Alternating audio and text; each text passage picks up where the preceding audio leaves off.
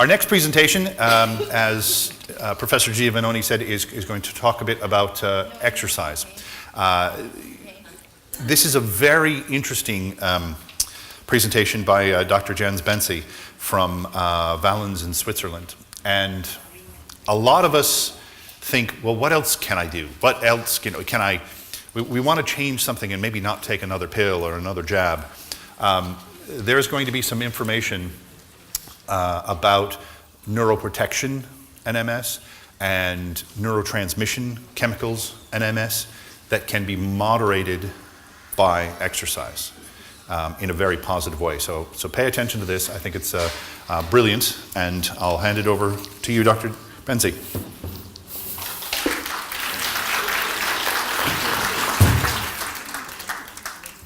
Yes, thank you, Travis, for the nice introduction.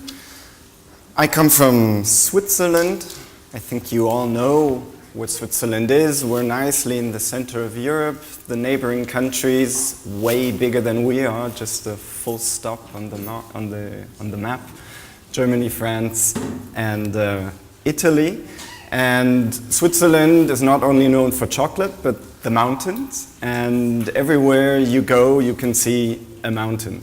So when we Swiss go out, we love this flat and flat landscape where you can look for kilometers and kilometers, which we can only do when we climb up the mountains. And clinics, actually also rehabilitation clinics, are built in the mountains. And the clinic in Valens, over the last 6 years, they've been growing. You can call it kind of a brand, the Valens clinics, and the mother clinic would be really the Valens clinic. And then in the last 6 years, we gained a clinic which is more to the north, Walzenhausen, and the other clinic, Wallenstadtberg, which is actually quite close to us. And when you look at Switzerland, and when you look at the three houses, you will see that these clinics, they're in a region or in a radius of maybe 40 k's, which is very, very close actually. And then you can see all these other dots. All these other dots are actually similar clinics giving neurorehabilitation.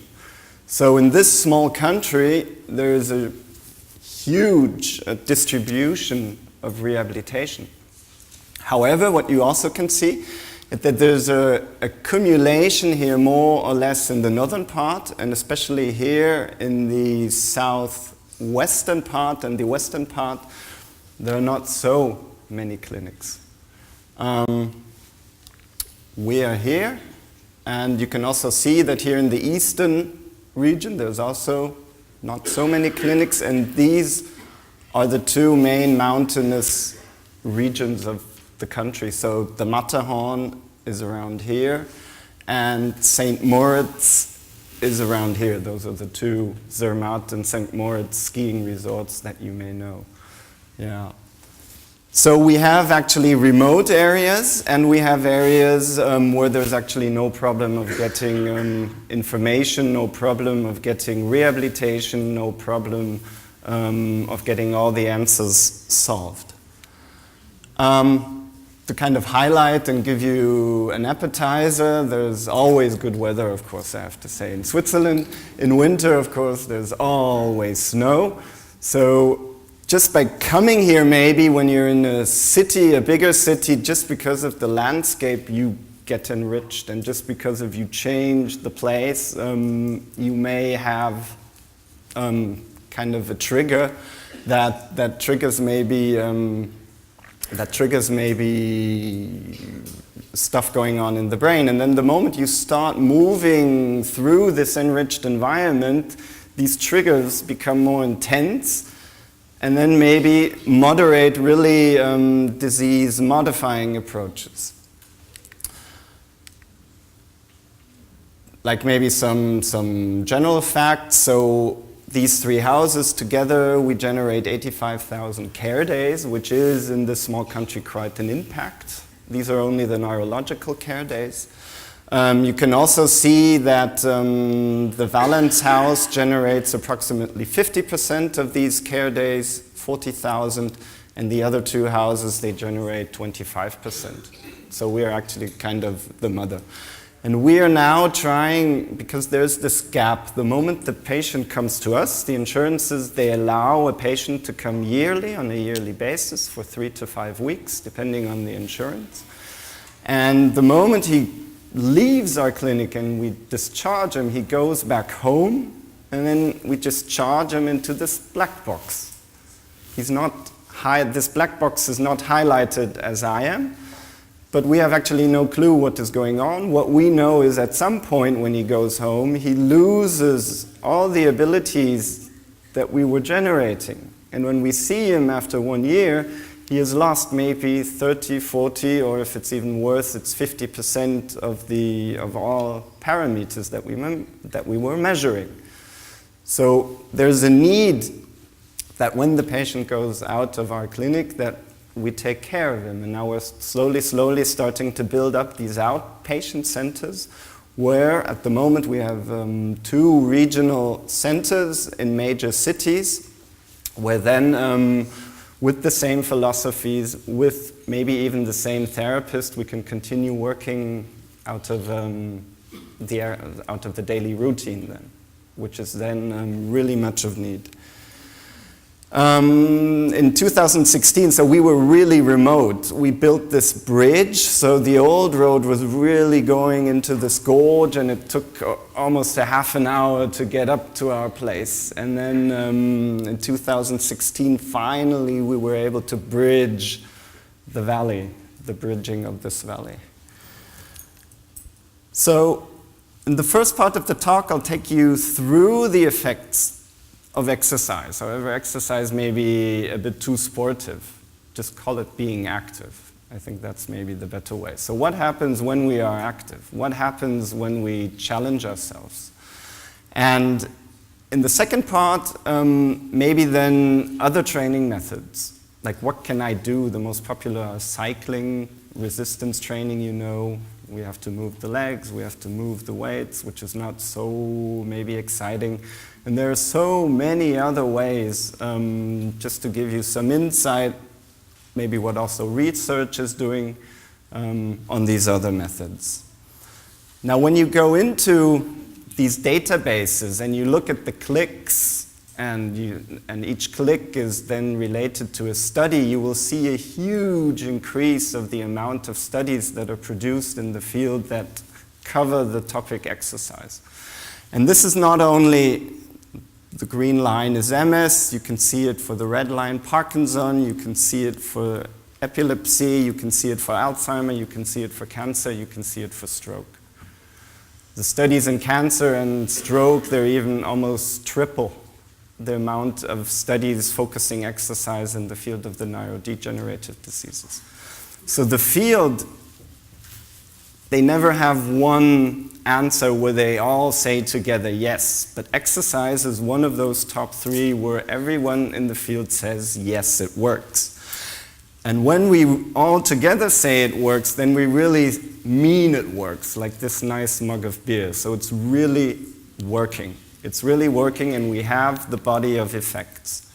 And this is also seen, this is a nice study done by the American MS Society, looking on what needs do the patient have. And through their members, persons affected by MS, they looked at the clicks they did in the social media.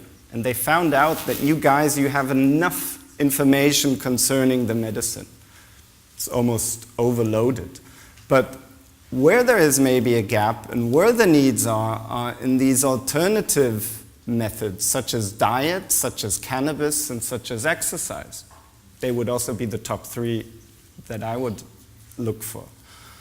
So, and these maybe not the fields where the experts, such as a neurologist, would then give you the concrete answer, where you'd have to look for the expert.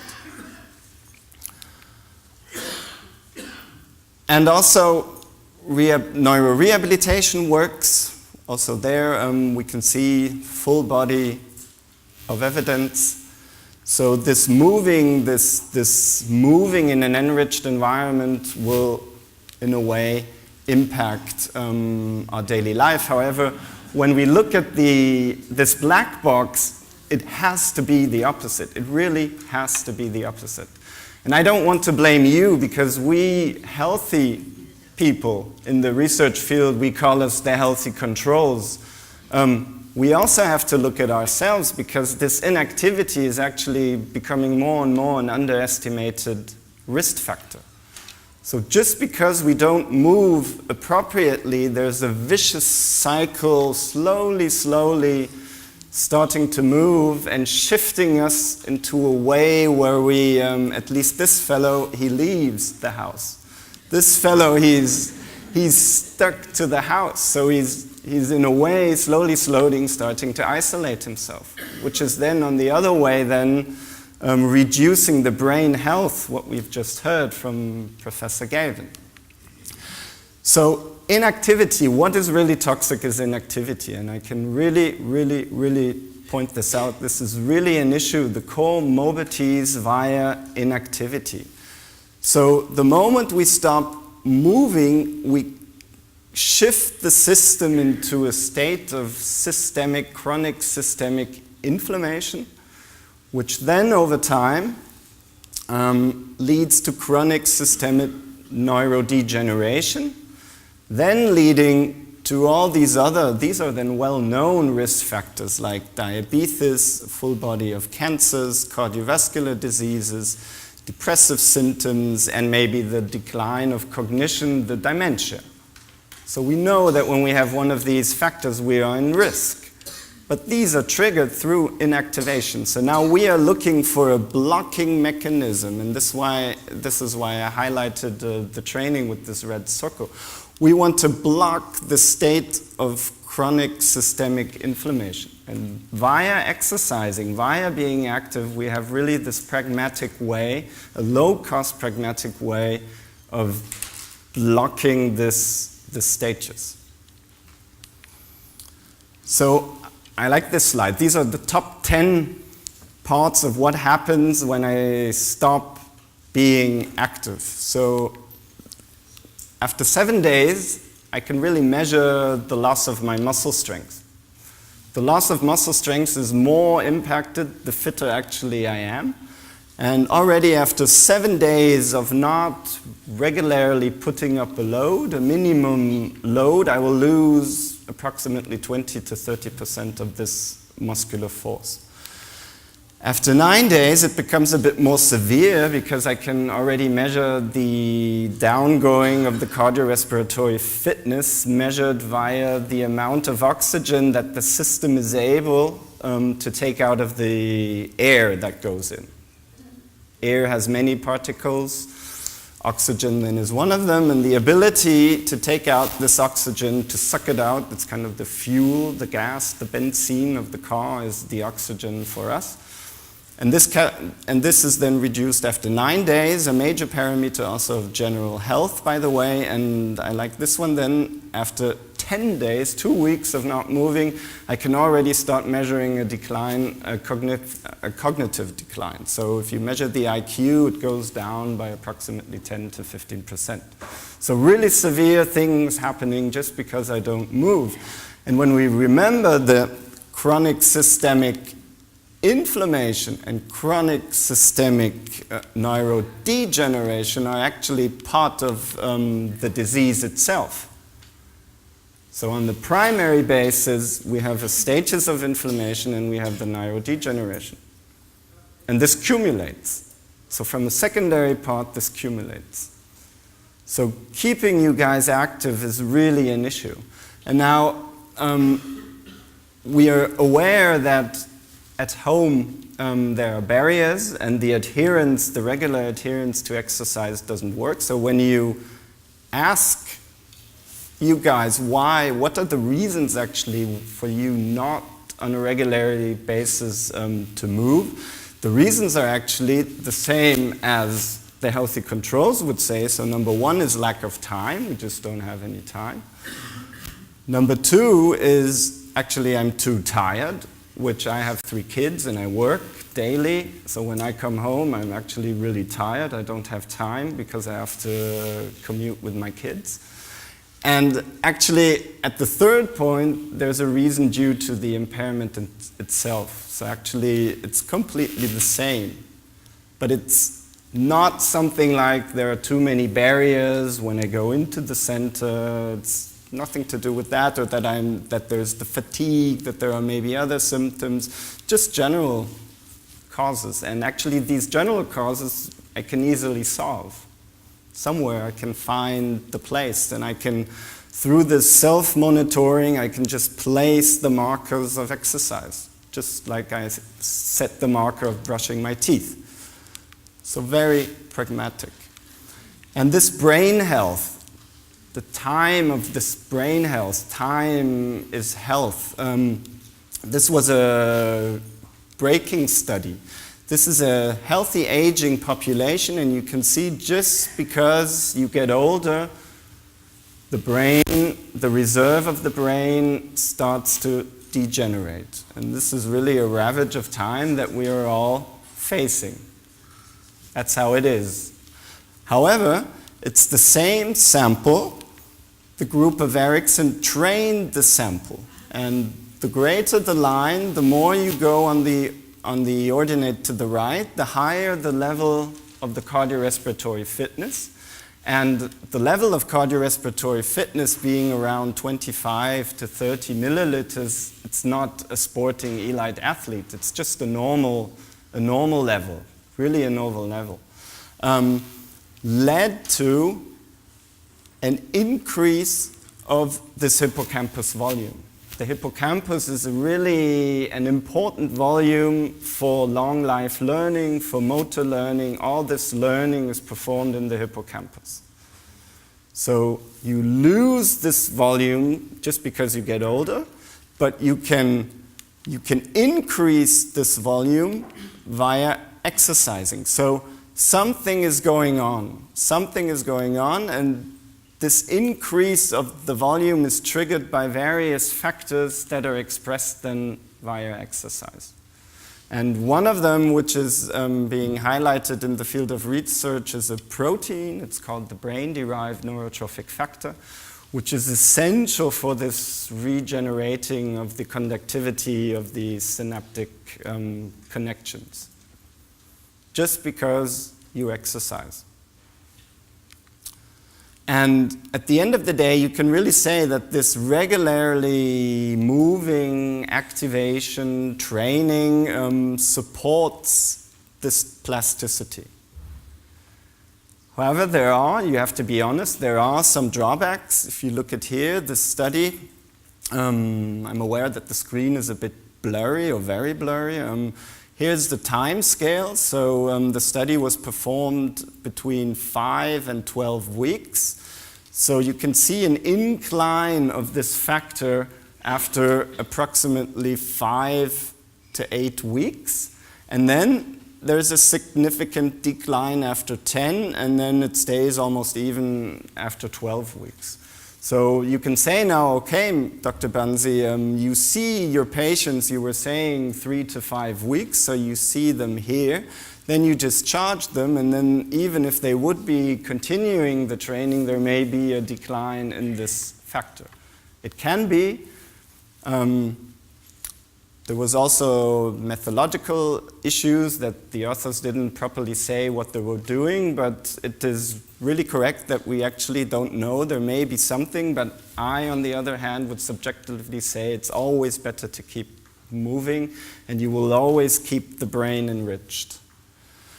So when I see my patients, then I'm confronted with a person that is that has a very low level, especially when he comes the first time to our clinic, of cardiorespiratory fitness, and especially performing in his daily life is really challenging for him. And the main goal is to kind of revert this decreased level of cardiorespiratory fitness. Second is, I can see that the lower limbs, the muscle force is significantly reduced. That's why he may also be walking less and may be a problem of this reduced performance in the daily living.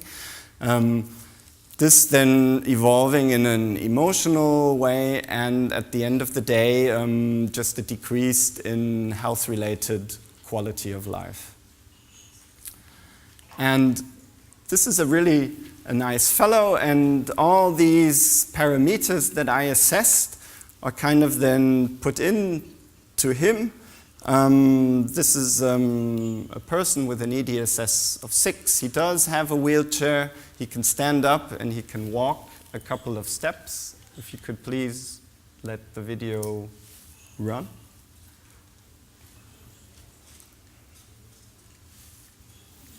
I don't have any controls here to, there we go. Now he's going. And he stands up, and then you can see the decreased muscle force. He's able to stand up, he can walk a couple of steps, but I would definitely not try to run with him, for example, on the treadmill that you can see to the left. However, who would say that this person can perform a maximal exercise test on a cycle? Just put up the hand. Really a maximum effort. Nobody, that's great. We're going to solve this question then just 2 slides later on. So then I set goals with him. I set goals. And the main goal is to increase the strength through strength training. And the second goal is to increase his capacity to perform again longer, that he wants to walk longer, he may want to cycle a bit longer. And then at the end of the day, to improve the performance in the activities of daily living. And then the good thing about him was that he is a passionate cycler. In his former years, he was a passionate cycler. And then slowly, through the progression of the disease, he had to change the cycle to a hand cycling. And then there was a foundation that had this tour going on, a cycling tour from Frankfurt, Germany to Switzerland, to Zurich, 620 Ks almost. And he was performing well on the handbike, and this idea arose that he wanted to, with other persons with MS, cycle from Frankfurt to Zurich. So he had a concrete goal, which made it very easy for me to work with him. And we then, after he said, Jens, I want to, in half a year, I want to join them. It sounds really nice. We started working on that. And then via Skype, and he came over a couple of times. I met with him, then out of working, we worked on this goal. And the first part was to really check out what his system can perform, because he actually wanted to cycle for 620 Ks. So now this is the solving if this person can perform an exercise test. And this is the same person when the video is going to run. I hope it will run. Yep, it is running. It's the same person, and remember how he was walking, and now he's on the cycle. And we were all very much surprised that it's a completely different performance, completely different.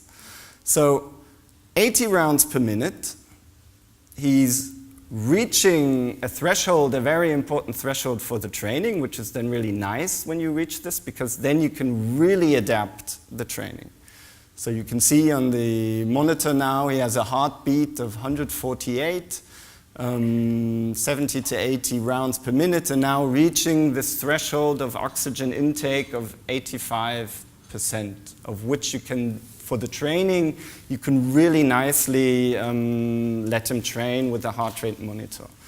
So just to show you that just by shifting from the walking to the cycling, you will have a huge, better performance.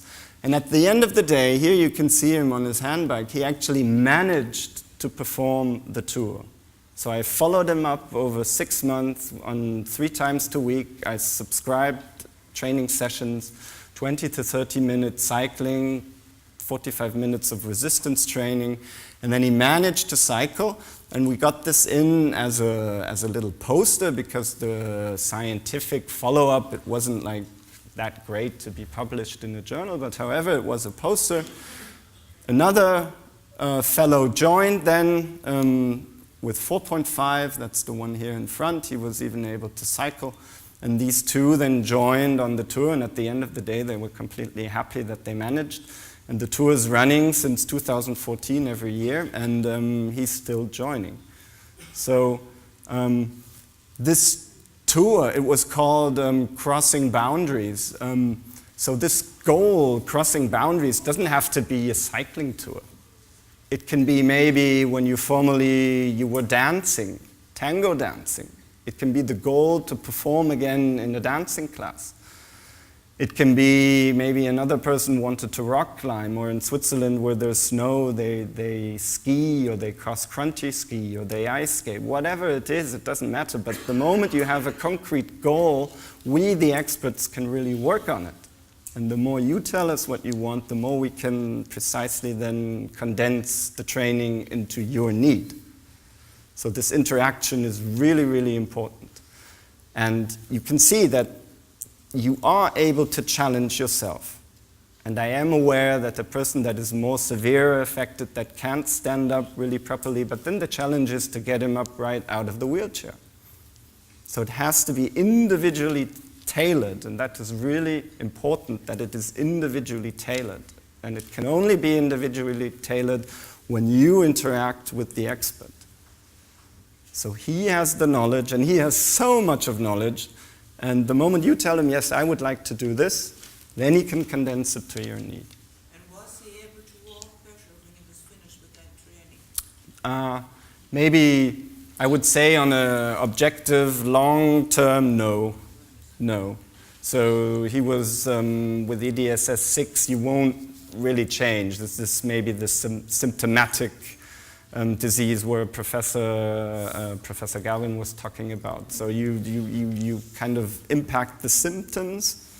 However, he was able then to perform this cardiorespiratory fitness in the moment where he stood up. At that point, he was really at the beginning, and he wouldn't have been able to cycle for 628 Ks.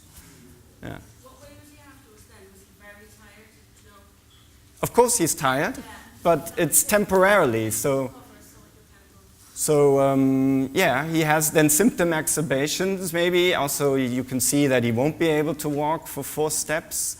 But this is only temporarily. The moment you give him time to regenerate, the system will come back, and that's around approximately 30 minutes. So you will see in 2 slides later on that we are also performing this high-intensive interval training now since 2017.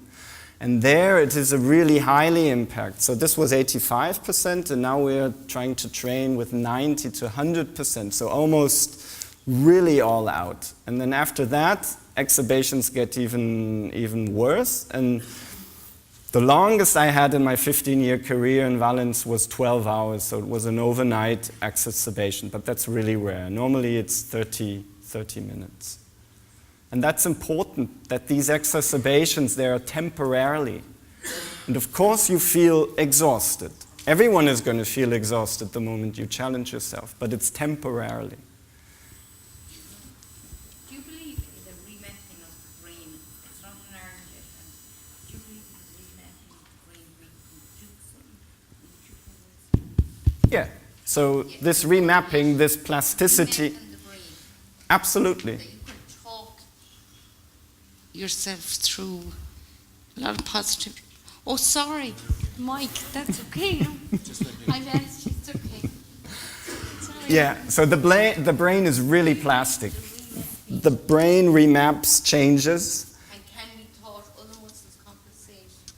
Yes. It can be taught to compensate. The moment you start thinking, so if he cycles, he pedals, and if he starts thinking and he goes in his mind, he goes into the pedal movement, there are MRI studies out where you can see that there are regions highlighted just by thinking and doing the movement. So he can enforce the capacity of training just by going mentally inside. Another question, that's all I meant. Can the quads and the hamstrings work together, fight against each other? The quad and hamstring muscles. What do you mean by fighting against each other? Work Sounds so archaic. Can they work against each other? Shortening of the lengthening? Well, it depends on the status. The moment you have more spasm, if spasm is a problem, then they can work against each other. But normally, and that's maybe then the advantage of a machine, it's a very secure movement, and they won't work against each other like that. That becomes of an issue. Overwork and underact. Overwork. Overwork and underact, if you have this word. Well, yeah, you can overwork, of course, and that means then you're finished and then you need to regenerate. And then the moment you overwork, it's maybe also a pain, a spasm kind of pain, where the muscle closes, gets really tight, quality of gait decreases. But then you have to really take the break, regenerate, and then you will see that after 30 minutes, this pain loosens again, the soreness goes away. And it's an important part, because the best trainer is the one that challenges you but also tells you to regenerate. And you see it also in the elite athletes when they have a tournament like the World Cup, or some stars, all of a sudden they injure themselves because they overdo it, because they're so into this tournament, they really want to perform. It's every 4 years only. So the good trainer tells the athletes to take the break, and not to with another loading to increase performance. So it's always the two, activation and regeneration. Question. Sorry, just to be clear, the man on the bike, was he on the hand bike? Did he do that trip, or did he do it on a pedal cycle, a regular bicycle? The trip he did on a hand cycle. Hand cycle, thank you. Hand cycle. The training he did on a normal cycle. Yeah. And this is the other second most important part, where the field is actually at the moment completely one opinion. So exercise works was the first, and the second is that exercise is safe and will never ever impact relapses. Never ever impact relapses. Of course you can have a more severe exacerbation, and the moment a relapse builds up and I don't get it, or the neurologist doesn't get it, then if you're really unlucky and you cycle, then the relapse can come out maybe 2 days earlier, but it would have come out even if you would have been regenerating just maybe 4 or 5 days after. You can see it like if you have the lower back pain and your discs degenerate, it's not the bending down to your shoes where the disc is released, or when you sit on the toilet and press. That's the point where the disc just goes out of the lower back. But the problem is that on a time scale, you were actually working in a position which wasn't good for the back. And over time, you were overloading, and then it's just this moment. So it's the same with the relapse. It's not the exercise itself causing the relapse, it's building up. So then you were just unlucky that nobody diagnosed that you're building up a relapse. So exercise is not going to impact the relapse rate, even if you go into high-intensive exercise like the person I showed you before. It's not going to cause a relapse. Exercise is safe. It's really safe. And this is the mapping, the synaptic conductivity. You can call it like this Autobahn nets, this network of freeways. And the denser these connections are, the better the brain is functioning, the better the brain health. And just via age, this network gets reduced, and via exercise, you can build up this network to kind of show you the image. And besides the brain-derived neurotrophic factors, there are other factors, it's 4 at the moment, that are being highlighted that promote the sprouting of this network, of this neural network. So to sum it up, Exercise is safe. I think that is the most relevant part. What you do, it actually doesn't matter. The moment you have an expert that knows what he's doing, you just can attenuate the effects. But just by being in this enriched environment, call it like a rehabilitative setting, just because you are in the setting and you are on a horse maybe, you have this nice scenery, you walk, you cycle, you are put into the water maybe, just because of this enrichment, you will get better effects. And you haven't started quantifying anything of muscle force or your cardiorespiratory capacity. The moment you do that, you trigger factors that enhance brain health, remapping of the brain, plastic brain regions that take over other regions where the network is not working properly. And you reduce this systemic inflammation, and I think that's the most important point of the day, that you reduce the part from where it gets dangerous of being inactive, the systemic inflammation. And research is suggesting even that, because the MS inflammation is a bit specific, it's a specific inflammation, that there are specific inflammatory markers where you can see this MS inflammation. And these are then reduced, these significant MS inflammatory markers via exercise. So we really have an impact. But maybe one of you doesn't want to cycle and it's always blood, sweat, and tears when I get challenged, and there are so many other things out there. What about dancing? What about yoga? And now I'm going to start to go through these other things. And then it's always the combination. The more you can combine, the more you can change. One day I cycle, the other day I take a walk, the next day I go into the yoga class. The more triggers you give to the brain, actually. So it would even be better for the Tour de France cyclists to do something else than just cycle. So it's not only for you, but it's also for us and even for the elite athletes to do that. And you can distinguish, because unfortunately there is a part where then maybe other things get a bit harder. So I'll kind of distinguish between persons up to an EDSS of 4.5, where the symptoms are quite mild, and actually here you can do anything what you would do with a normal, healthy person.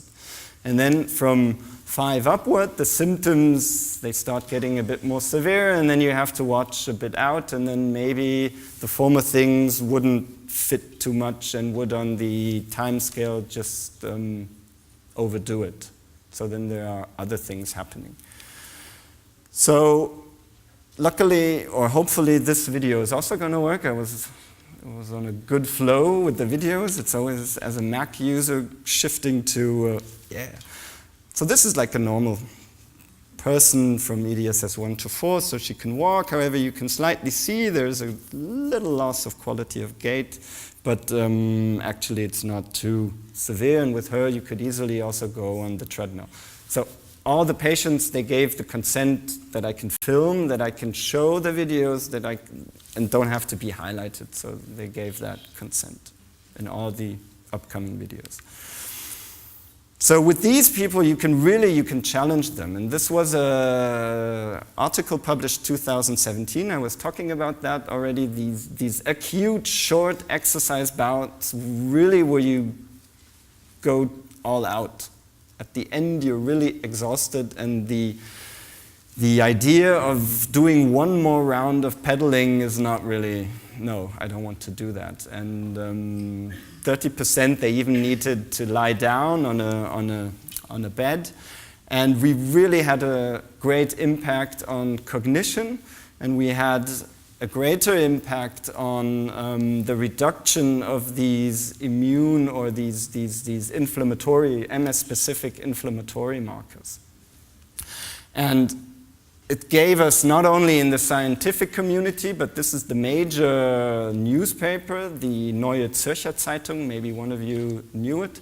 So they caught up the news, and then they sent over a journalist, and we got a a little article, November 2017, where they were writing over the protocol and the effects that we had. And then later on, even the media, it's the German channel Dreisat, it's called. There's an emission between 6:30 and 7 in the evening, where it's kind of a scientific emission, and they filmed the protocol. So it was in all the media. So it really was working. These short bouts of exercise, 1 to 1.5 minutes, but where you go all out, interval training, you call it.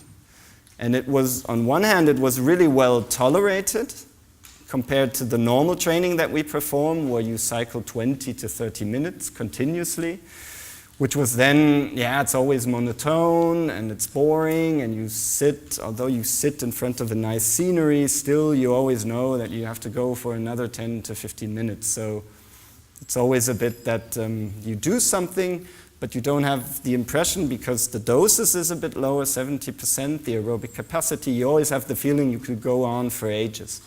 And with this bout, this acute bout, the person was really having the feeling he's challenging, he's working. And so subjectively, they had, it was more positive, and then objectively, we saw that the markers, we actually completely showed the neuroplasticity. Cardiorespiratory fitness goes up, cognition goes up, and the inflammatory markers go down. So this seems to be adopted by the system a bit more efficient than if you train continuously. But don't get me wrong, I don't want you to perform daily this training, this interval training. So you always have to homeopathically include it into the training plan, because the major training will be this continuous training. So if you have 3 training days, 80% of the training volume will be continuously boring, cycling in front of the nice scenery, and 1 day you would perform this challenging training to give the system chance to regenerate. So I don't mean on a daily basis to go into these intervals. And that's what we did. Why are you so in For the resting. for the resting?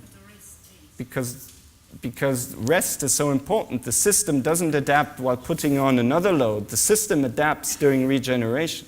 Yes, that's true.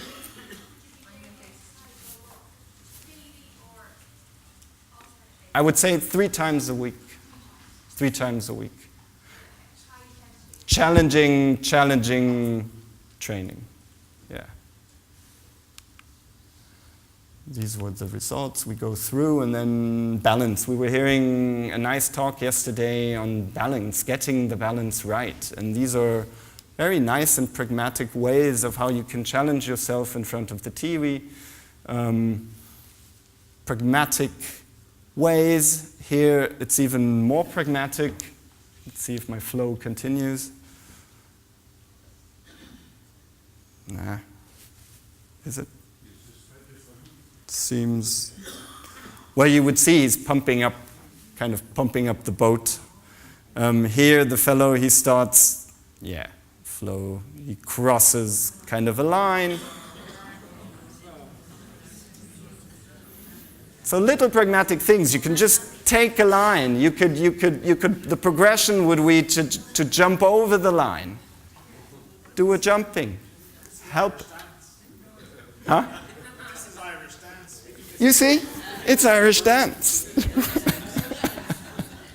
You wouldn't call it training, you would call it Irish dance, and you stimulate the mapping of the brain. That's what I'm trying to tell you. It doesn't have to be cycling. Now this is the jumps. I don't know if with Irish dancing you also jump. I think does it work? Well, my flow is continuing. So the dance has progressed into an Irish jump. Or if you have a trampoline, then you can just you can either jump, or the progression would be the Irish jump. Yeah. Just little pragmatic ways. And here you really impact balance and The results are there, the study results of my colleague Susan Cootie from Limerick, and those are kind of the exercises she was talking about. Or if you're working, just trying to move up and down a ladder. Why not? You lift up the leg, you use your muscles, and then you can challenge yourself by crossing over to the other way. And you go down again.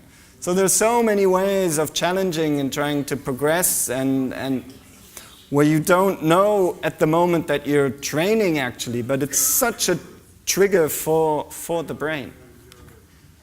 Or stretching. That's maybe the normal things. And then the research is now also going into these other methods like yoga. So 6 months of yoga I forgot to change its German, had the same effects on fatigue as cycling. 6 months of yoga. So it didn't matter if you cycle or you performed the yoga program. There was no difference. The impact on fatigue was the same. It got reduced. So for those who hate cycling, do yoga, please. Do yoga. So.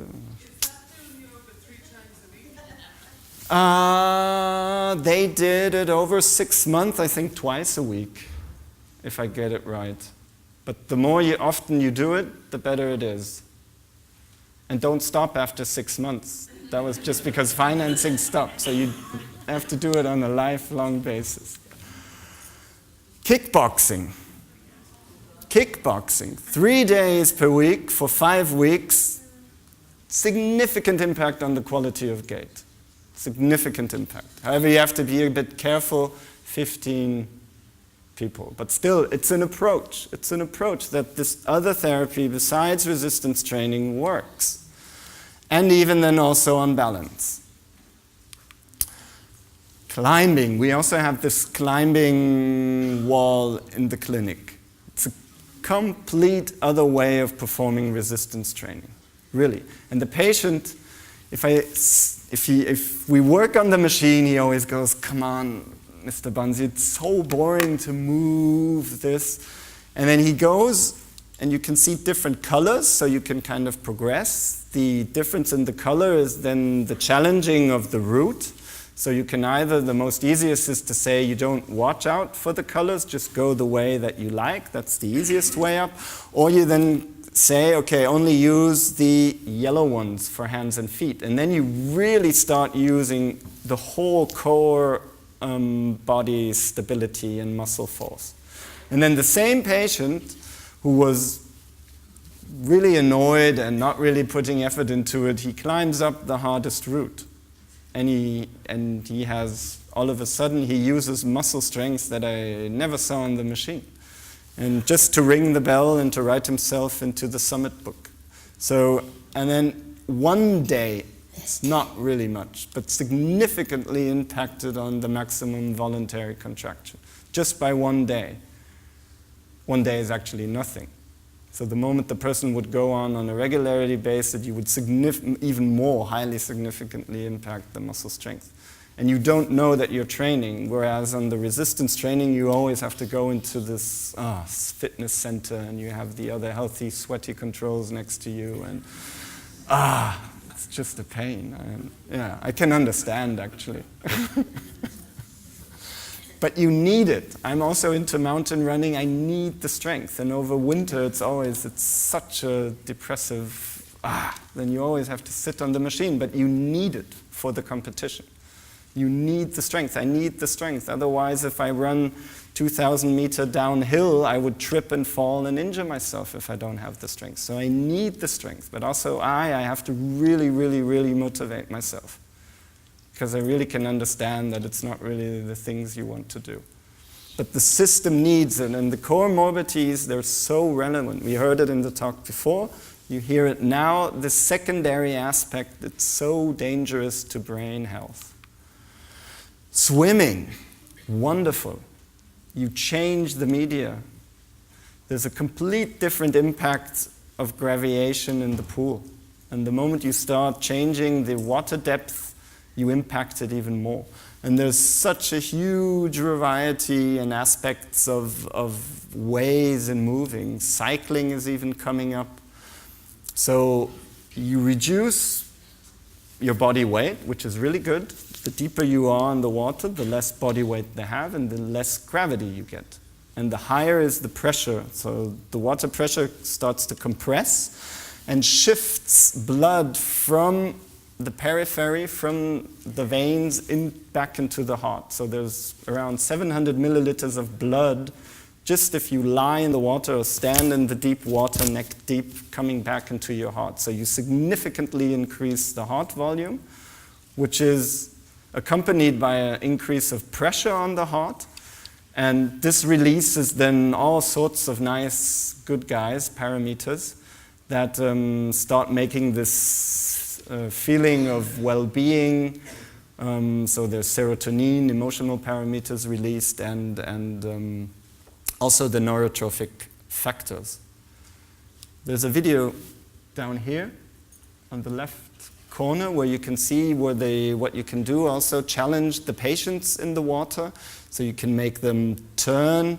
She's really severely affected, actually. She has an EDSS of 8.5, and the water is actually the only place where she can, besides the robotic machines, can move. And you can turn her around, you can move her, and she has to always react against the moving. Put her out of balance. So the water is actually a really nice place, and we haven't talked about temperature, which is also relevant. Especially 80% of you may sense a sensitivity against warmer temperatures, the Uthoff phenomenon, which can also exacerbate in a way that you really get a block in conductivity. And the moment you start cooling yourself, you release this conductivity. So also here in the water, you increase via the increased blood flow, the pressure, and there are many parameters that are expressed then that reduce inflammation and the sprouting and conductivity of the nerve fiber.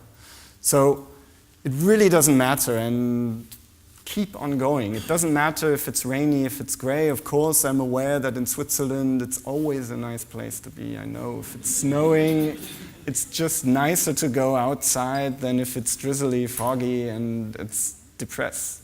But go out, because you saw maybe on the comorbidities the vitamin D. Vitamin D is essential.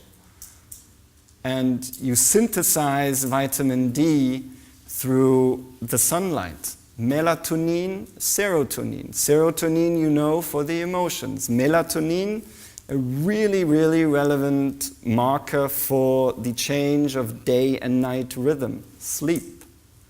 So the moment your vitamin D concentrations go down, you may sleep less well.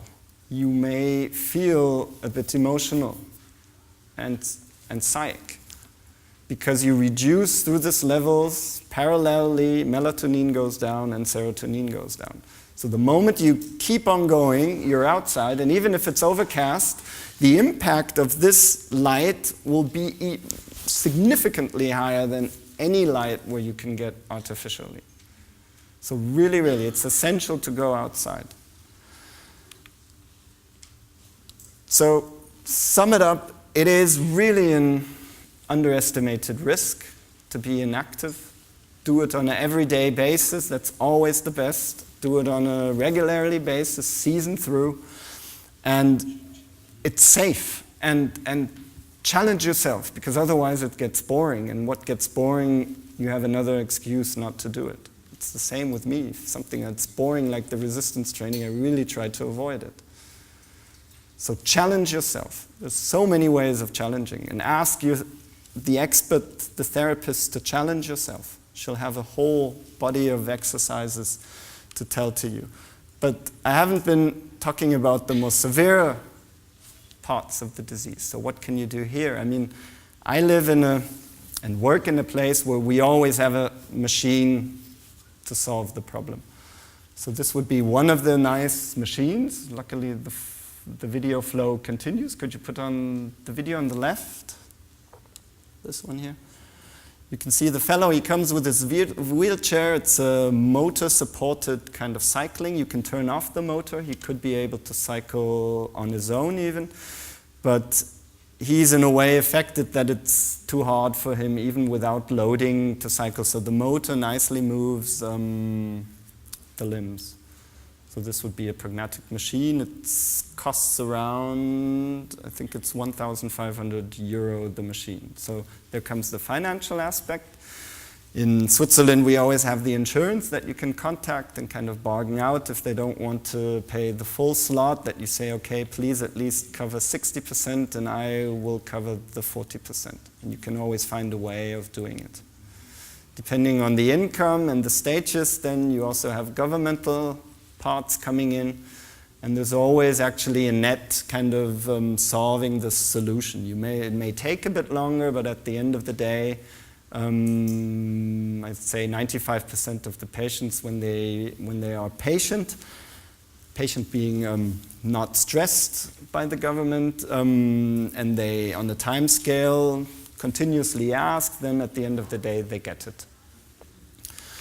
Or then the more cost-intense machine, and then I'm aware that the practice will not invest in this because we're talking around 80,000 Swiss francs for this setup here. But this would be really great for those who are really attached to the wheelchair, because this verticalization is so important. And then the verticalization is supported by the Wallace and Gromit treadwheel trousers, so it's really a walking that they are put into. You can argue that it is maybe a bit artificial, that is, but it's better than always sitting in the wheelchair. However, and then the same for the arm-hand function. You have the arm movement, and the arm movement is so essential, especially for those, you remember the person that I was training with on the hand bike. The hands are at that moment his feet, because he doesn't have the capacity of cycling from Frankfurt to Zurich. So his hands, his upper limbs become his feet. So arm-hand function is then really essential at that point, to then at least move the arms. Or if you are even more severe affected there are machines like the gait robotics that perform arm-hand function. So this robot assistant gait training is also, it's highlighted in research. There is evidence, however, the evidence is not as good as for exercise. It's moderate, it's well accepted, at least what I can say to the Valens clinic. The moment you put the people upright, it's a really good feeling, and to have the impression of walking again is a really effective feeling. However, the superiority is always the most severe affected. So if I put a person who can walk onto the Lokomat, onto this machine, he will also be walking faster, but there's actually no impact on walking quality or gait speed. So the severe affected, the better it is. However, just conventional standing would challenge the person, not as maybe if you add the walking, but still it would be a challenge. So for those attached to the wheelchair, this getting up and standing at some point, maybe trying to set the goal. I watch the television, my series, for 30 minutes or to the next commercial break. I try to stand and then I go back down. It's a brief pragmatic training, and you really impact. Or you lie down, verticalize yourself on the bed. You just stretch arms and legs from you, and you just lie there for 5 minutes, and you get blood flow, perfusion going, and you really impact also the brain at that point. So this verticalization is really important. And then you also have the machine that moves, so he's not only standing, but the machine would move if the video moves. Could we put the flow was so good. Nah, this one's not moving, but it's kind of a tilt table, so he's moving left to right. And this is the cool bath, the cooling that I was talking about. So this was a study. There's also a video here on the left. Hopefully this is going to work. A really cool bath, 15 degrees for 15 minutes, where we let the patient go into the box. And you guys, you're really nice, because he was in the bath for 15 minutes, and the only thing he got was a pizza for lunch. So you are just... And afterwards, all the shaking, all the spasms, they were gone, and the conductivity completely increased again. So there was a blocking in the beginning, and at the end, the signaling of the nerve fiber was actually almost normal again. There was a slight decrease, but just by cooling. And there are new studies out that even say the moment you start drinking a cold glass of water, the cooler the better, can impact on this pre-cooling.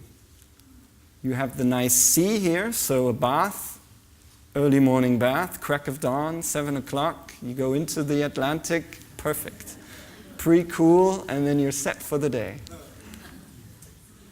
This is the blocking. This was the signal in the beginning, and this is the signal then at the end. So a complete increase of the information going through the fiber, just by cooling.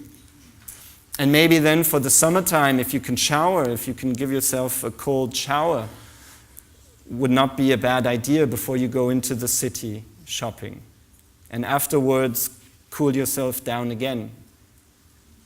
So the cooling is really important. And then there are new things coming up. We've heard of the telerehabilitation, maybe Skype, web-based apps. It's in the beginning. What I know about the Skype is that it's still there at some point. The patient sneaks out and he starts lying, and the diary, the training diary, is not really that what he says. You can see it as a trainer.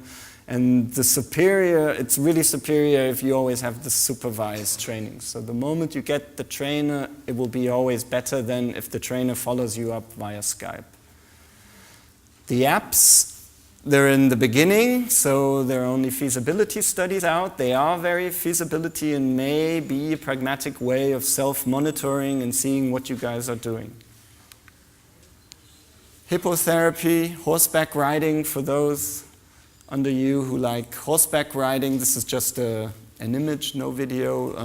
Just by sitting on the horse, you have the movement of the hip, and you have to move against. So really working well, and increase, at least subjectively, because the moment you go into the clinical evidence, it's low-level evidence. So if you go it on a scientific way, but clearly the patients tell me always that it's better. They feel better, and that's what's important. So to sum it up, I think we're only covering the top, and there's very much to come, especially maybe the disease-modifying aspect of exercise, especially the axis brain-muscle. So there's so much happening. However, keep in mind that the best body of evidence is always the physical part. The moment you are physical, it's always the best for you and your brain health and the brain reserve that you want to conserve. Because just by aging, the ravage of time is nicely chewing on you, so you have to counteract here.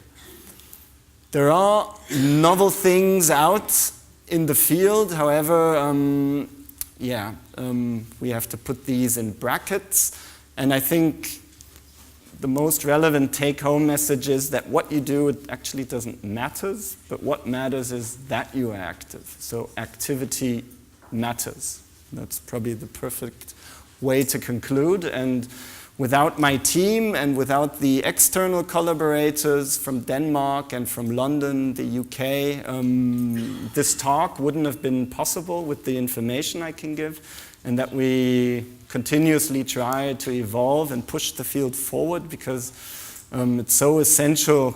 And we heard that exercise also is given, although in Switzerland we give it quite quick, we could even perform better.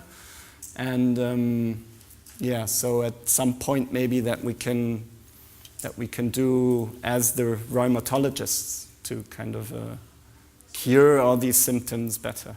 Do you offer these clinics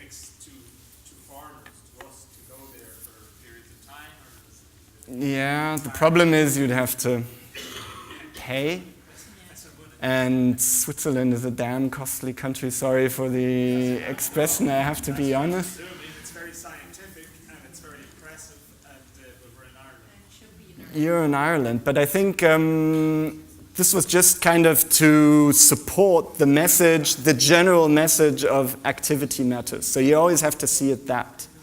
And although we are in Ireland, and I'm very much aware that we always have the machine for the solution, especially consisting the robotic assistant gait training. But I think what you should take home is, and all these approaches, they support just this short sentence, activity matters. And what you have to counteract for is this decline in brain health.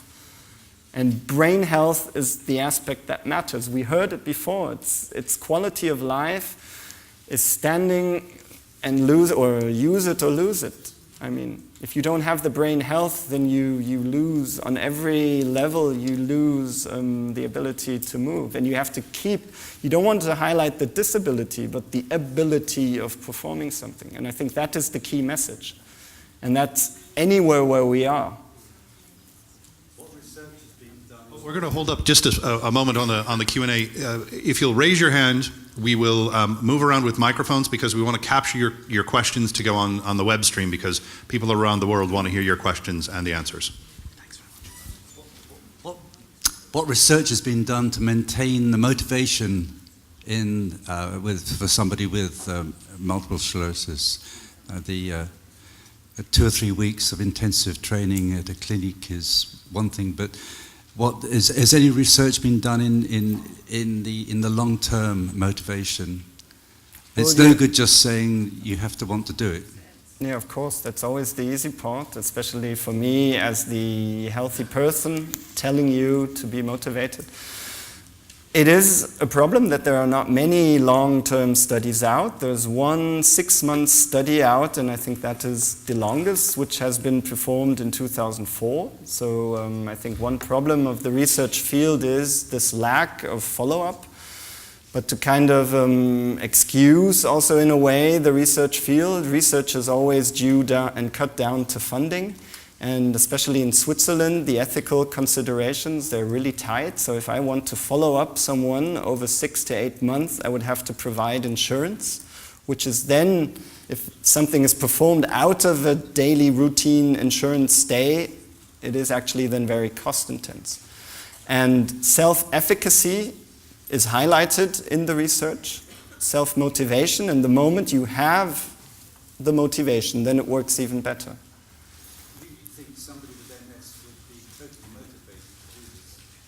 Somebody with MS would be totally motivated to follow your line of thoughts on all this, but it doesn't seem to work that way at all.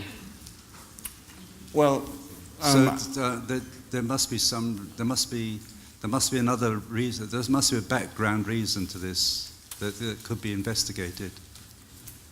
I know this from just personal experience, close personal experience. So I just wondered if there must be some clever people who could look into this.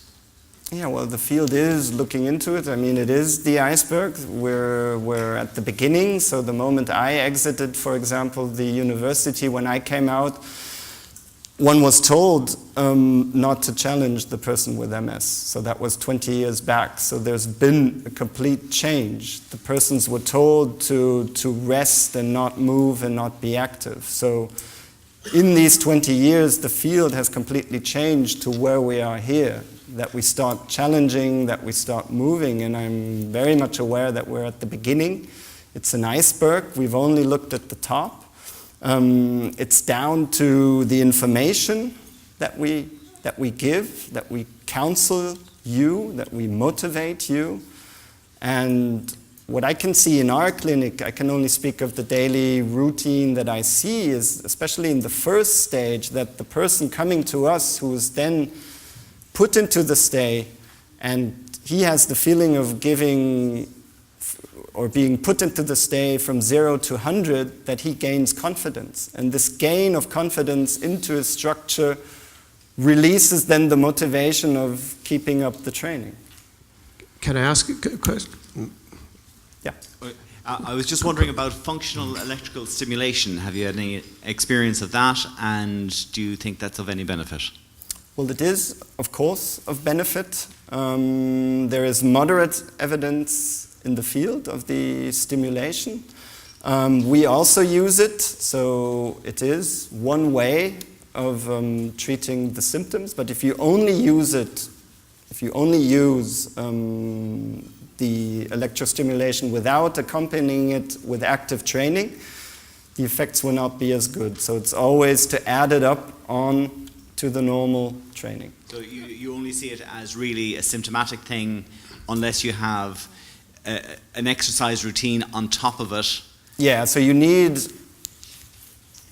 the frame is always the normal exercise, and then you have, it's the same with the power plate, these shaking levels where you can shake.